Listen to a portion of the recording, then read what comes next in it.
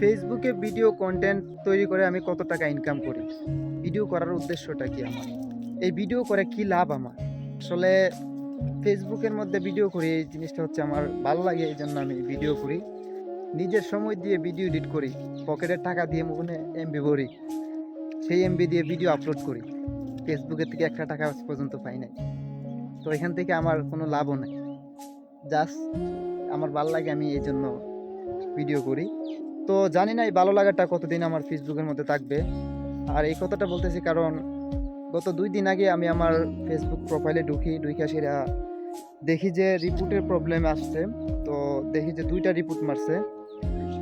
তো আমি জানি না রিপোর্টটা কারা মারছে বা কে মারছে।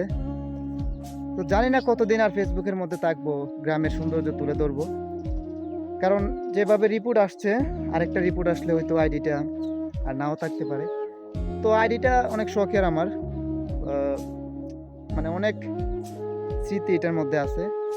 যদি নষ্ট হয়ে যায় আইডিটা, আমি ফেসবুকে আর ভিডিও কন্টেন্ট বানাবো না। একদম বন্ধ করে দিমু।